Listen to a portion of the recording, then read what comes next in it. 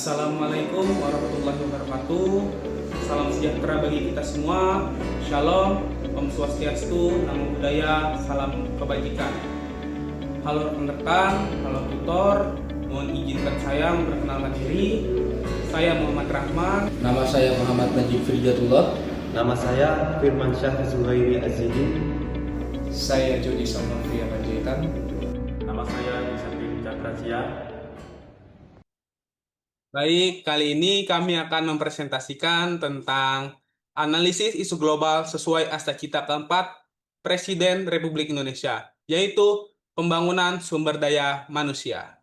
Kami dari Angkatan 37, kelompok 1, yang beranggotakan 5 orang, diantaranya adalah Jody Salmon Pria Panjaitan, selanjutnya adalah saya sendiri, Muhammad Rahman, Muhammad Najib Firjatullah, dan Firmansyah Zuhairi Azidin, serta Josephine Chandra Chia.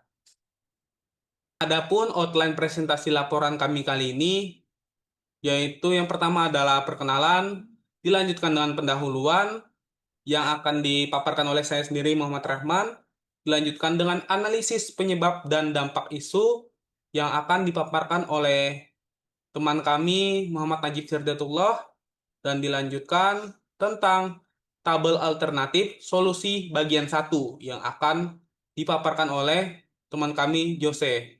Selanjutnya tabel alternatif solusi bagian 2 akan dipaparkan oleh Jody Salmon Pria Panjaitan, dan kesimpulan disampaikan oleh saudara kami yaitu Firman.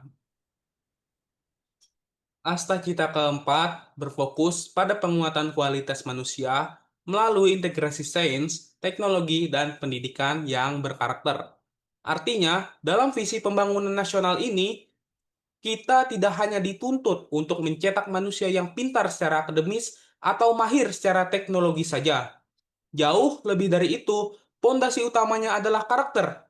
Pendidikan dan kemajuan teknologi harus berjalan beriringan dengan nilai-nilai moral yang kuat agar SDM yang dihasilkan benar-benar berkualitas dan berintegritas.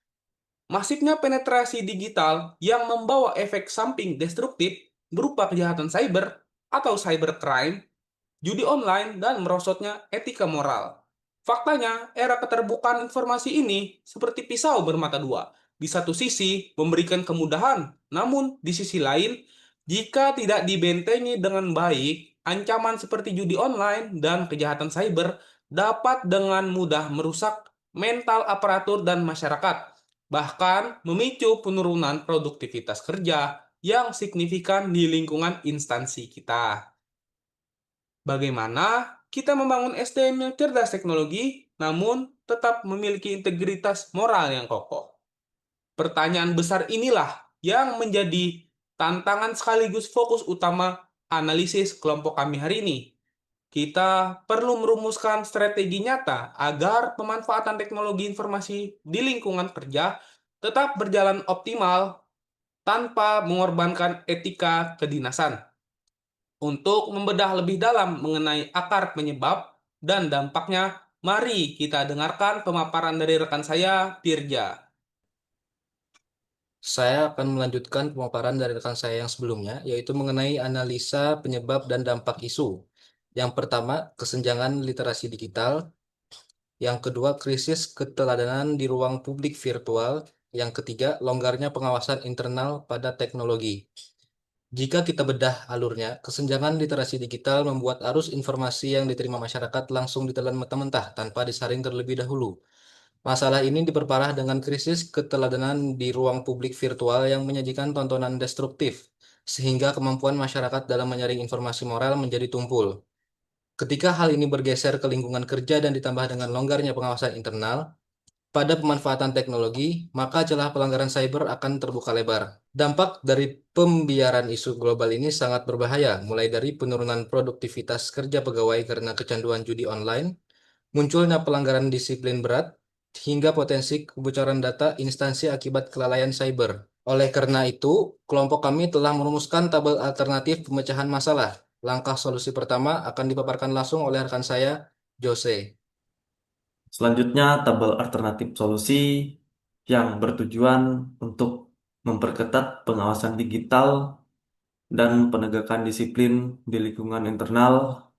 Adapun tahapan penyelesaiannya adalah yang pertama, menyusun SOP resmi mengenai batasan dan etika bermedia sosial bagi pegawai. Dan yang kedua, melakukan digital detox dan pemeriksaan perangkat kerja secara berkala guna mengantisipasi situs terlarang. Dan yang ketiga, mengadakan sosialisasi hukum cyber dan konsekuensi kode etik secara masif agar terciptanya output atau hasil, yaitu terwujudnya lingkungan kerja yang bersih, sehat digital, serta mencetak ASN disiplin yang fokus pada kinerja. Pada kesempatan kali ini saya akan menjelaskan tabel alternatif solusi kedua terkait isu ataupun permasalahan yang bersangkut paut dengan asta cita keempat. Adapun solusi yang kami tawarkan adalah melakukan penguatan dan pengembangan karakterisasi dari para pegawai negeri sipil melalui internalisasi nilai-nilai dasar ASN yaitu berakhlak, yang dimana berarti berorientasi pelayanan, akuntabel, kompeten, harmonis, loyal, adaptif, kolaboratif. Yang dimana ketujuh nilai ini apabila diterapkan dapat menciptakan SDM pegawai yang sangat berkualitas di instansi pemerintahan kita. Melalui pendekatan ini, kita ingin menekankan bahwa benteng pertahanan utama ASN di era digital bukan sekedar sistem keamanan saja, melainkan karakterisasi dari nilai-nilai diri mereka sendiri. Tahapan pelaksanaannya adalah dengan membekali pegawai melalui pelatihan literasi siber yang inklusif, serta memanfaatkan teknologi untuk memproduksi konten-konten edukasi bela negara yang modern dan menarik. Kita harus mengimbangi gempuran budaya asing dengan menanamkan rasa bangga pada tanah air kita secara digital.